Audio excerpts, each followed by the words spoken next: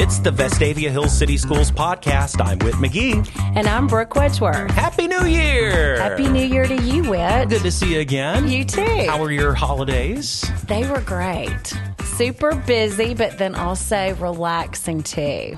Yeah, definitely that stretch from Christmas to New Year's really was just kind of a low-key time for us too. So it was nice to have a break. And I know, all the students around us too, I think enjoyed it as well. So it was really good. Emily Foster and Dawn Norris are with us today from Vestavia Hills Elementary West. Good to see y'all. Hello. Thanks for having us. So same question, y'all. How was your break?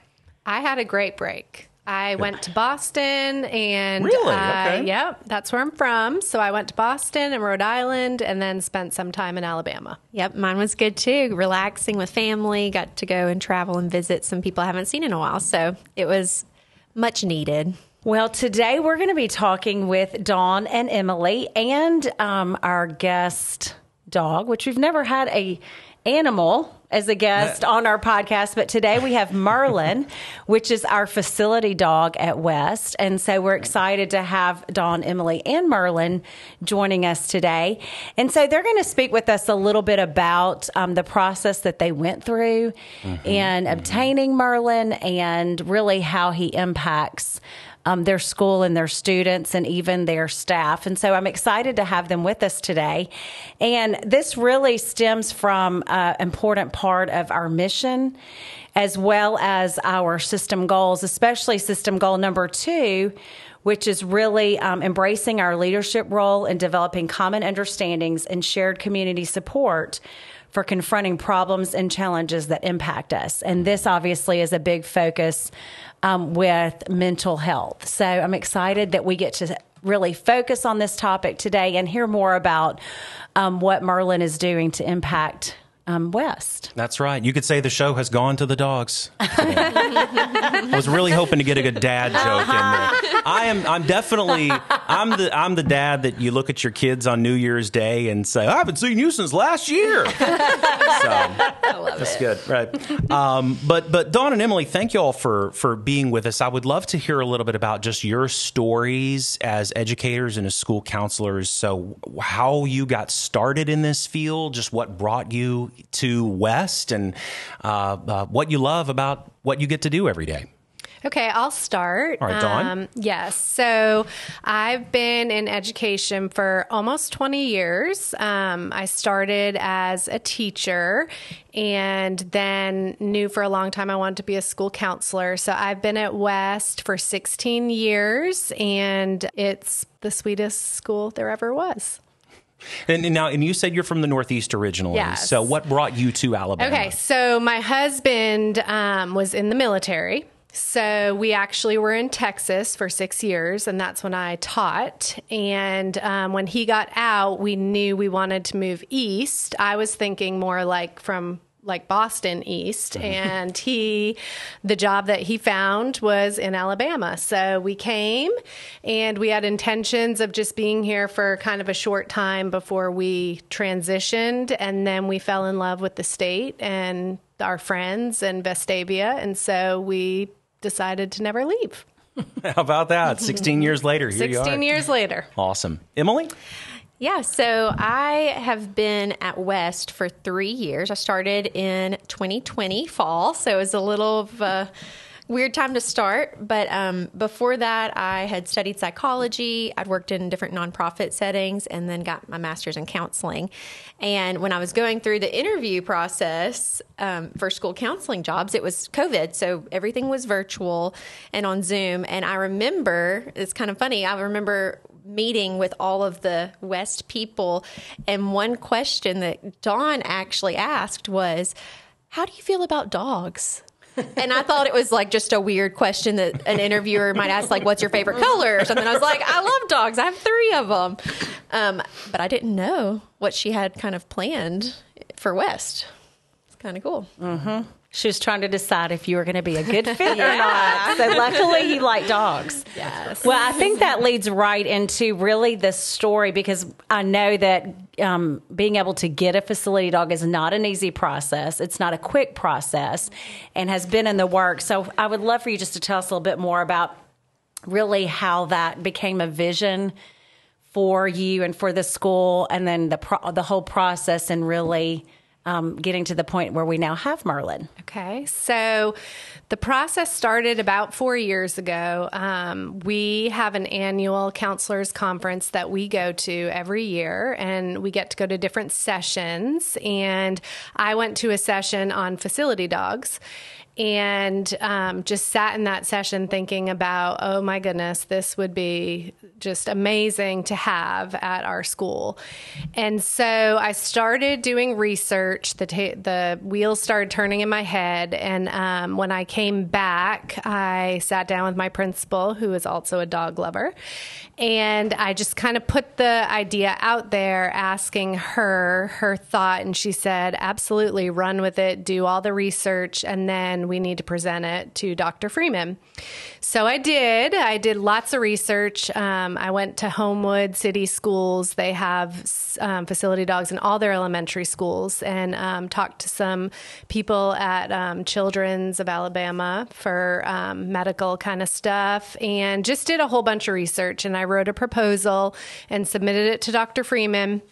And then after a couple months, or after a little while, heard back from him that we could go ahead with the process. And so at that point, we completed an application from Service Dogs of Alabama, which is they're in Hope Hull, Alabama. And they let us know at that point it would be a 2 to 3 year wait list. So it was kind of like, okay, we're on the list, and now around that time, they came back to me and they said, before you will get on the list, you have to have a fence. So we didn't have a fence. So we got a fence put in our backyard, and then we were officially awaiting school. And that was right around March of 2020. Then, COVID happened. We just waited, and every 6 months or so, we would check in with Service Dogs. And funny enough, my family already had a golden retriever, and we had just brought home a chocolate lab puppy. And then 2 weeks later, I got an email from Service Dogs saying that they had a dog ready for our school. And it actually was a little bit earlier than anticipated, because another school was supposed to get him. And the training that Emily and I went to, we had to miss several days of school, and that school wasn't able to do that. So we were kind of next on the list, and they called us, and we were able to go. I should mention, I don't know if it's picking up on the microphones or not, but Merlin is here with us in the room, and I mean, what a great guy, right? He's right there at your feet. He's tickling my toes as we speak. He must sense that I need some stress relief. Well, it's a new year, Hey, I may need him every time we do a podcast. That's right. He's just there. You may hear his little collar jingle from time to time. But what a sweet fella.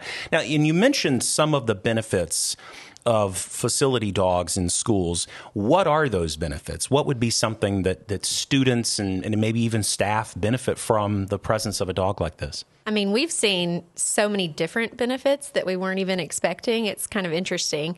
For me, I think the most probably notable one is that he can reach kids that sometimes people can't. So to this morning, actually, had a little guy, a kindergartner, coming in from the break, and it's really hard to leave mom after you've been home for so long. Yeah, I should mention, just to jump in real quick, that the day we're recording is the first day back for students for the second semester. So coming off the holiday break, first thing, it's a big day for everybody. And so this little guy was crying, wouldn't leave mom.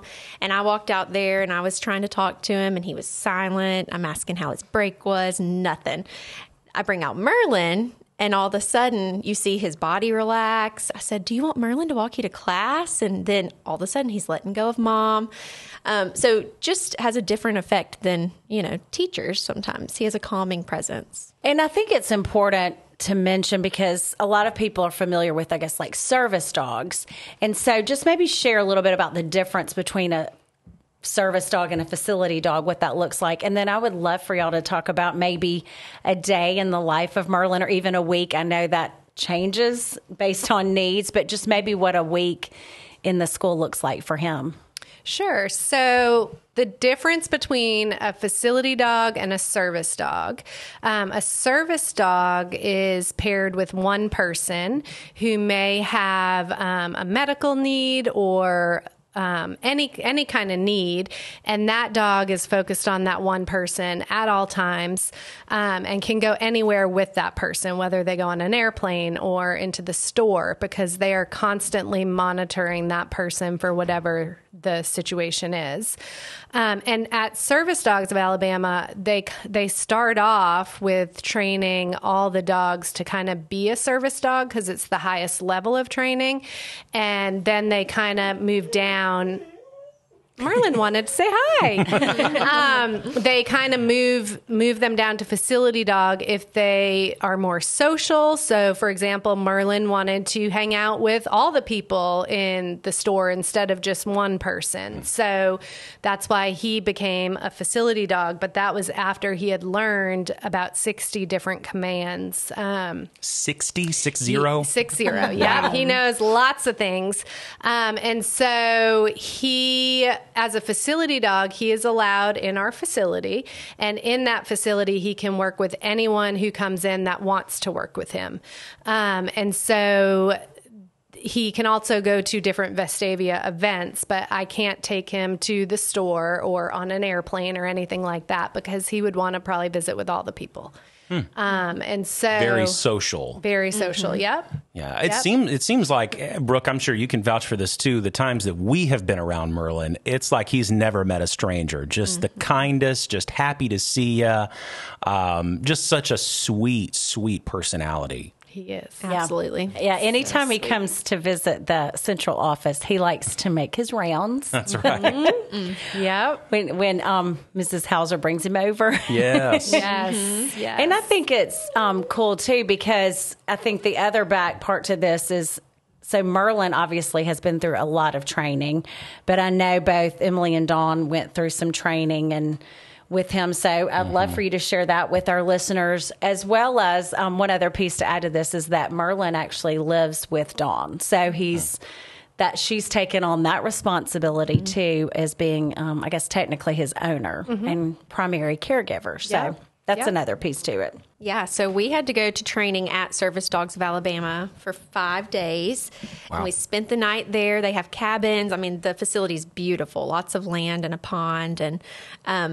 And it was very intensive. We trained from the time we woke up and then all the way until nighttime.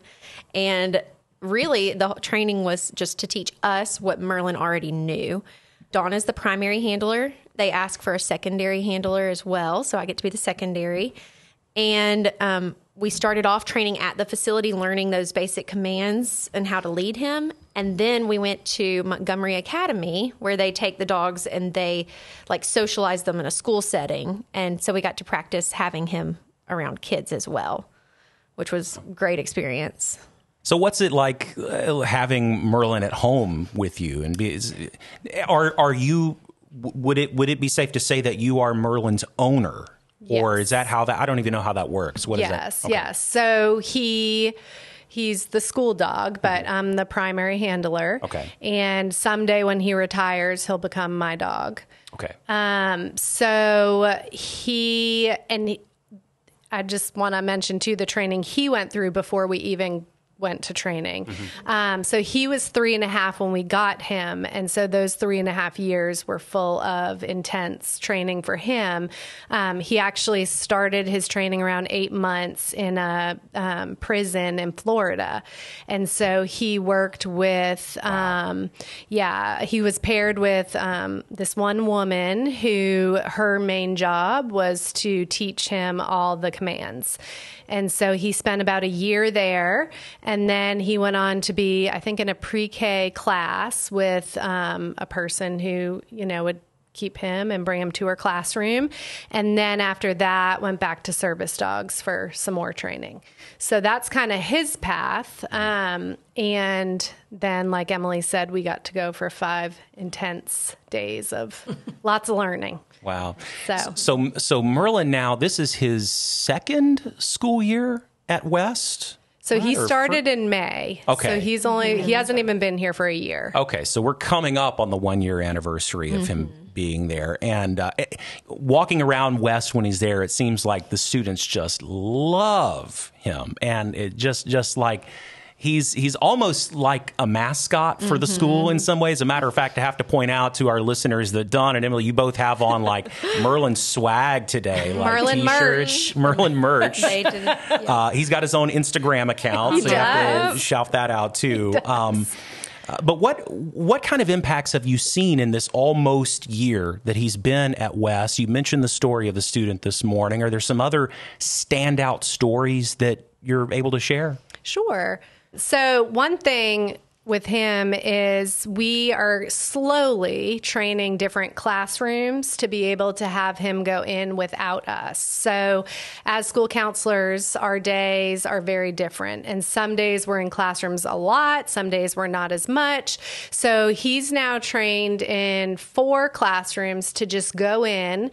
And the children know when he comes in, they keep working, they keep doing their thing. And he'll go around the room. He's scent trained. So he goes around the room to find who needs him, who has those stress kind of, who's giving off the stress. Yep. So Interesting. Wow. he will go into a classroom and the kids know, like, don't call him over. He's going to do his job to find where he needs to go. And so he'll sit down next to a student, even next to a teacher, if that's who needs him. And then he'll kind of stay there for the majority of that day. Sometimes he'll sit down in the middle of the carpet if he doesn't maybe sense it. And then teachers will tell him, or teachers will have students go teach him math problems or go read him a story or whatever to practice the academic kind of skills. Yeah, one of the big lessons we learned when we were at training was they always said, trust your dog. And it was really hard for us at first because we're getting used to having him.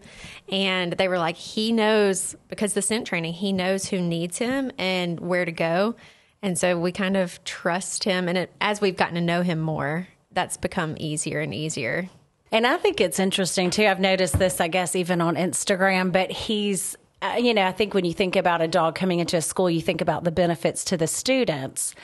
But I've seen just on several occasions where teachers, staff members have been with Merlin. And so I think there's great benefits to the adults in the building as well as the students. So yes, we all have hard things in our life, and our office has always been a place where people can come. Now, sometimes we have to make it known that we can't have people come in as often as they want to because they all want to see Merlin, which, but we've had teachers we had one teacher who was going through chemotherapy and would come in and see him a lot, and he would just literally sit on her lap. He just provides something that humans can't. And he's there for everybody. We've created a little sign outside to let people know when Merlin's available for visits. So if it's on green, that means Merlin's available for anybody to come in and visit. If it's on red, he's not usually in our office. He's usually in a classroom or something. Yeah, I bet he goes home tired. Every day. Very. Around when it starts getting close to 3, he'll go stand by the door like, okay, it's time for a break. He's ready. Yes. Well, that is just amazing. And the impact is so clear to everybody at West. And I think it is important to point out, just as context for folks that may not know all the work that y'all do in school counseling at West, that Merlin is one of many components of your approach to meeting the needs, the mental health needs of all of our students. And you have nearly 800 students every single year at West. So there have to be a lot of different approaches. So don't want people to just think, well, we're just like, we decided we'd just get a dog and that would fix everything, right? Yeah. I mean, this is one of many different nuanced approaches that you have to take for every child. He's a tool in the toolbox. Yep. Yes. Yep. Do y'all want to shout out your social media account for Merlin? Would that be okay? Because I know folks, and then also if anybody wants to purchase some of this awesome merch you have too, that would be great, because y'all are posting stuff all the time. I even noticed some stuff over the holidays too. Yep. Yeah, so his Instagram is at magnificent.Merlin.VHEW. And so we post regularly on there, just updates about what he's doing. Also, is there a place people can purchase this stuff? So it's only several times a year when the PTO opens it up. But we share that on his Instagram when it's available. So if you follow him, you'll get updates about when that becomes available again. Okay. So, we'll all be wearing Merlin stuff next year. Yeah, So. y'all can join the club. Thank you all so much for joining us. Dawn, Norris, Emily Foster from Vestavia Hills Elementary West. Thank you. This was fun. All right. Thanks for listening to the podcast. We'll talk to you again soon.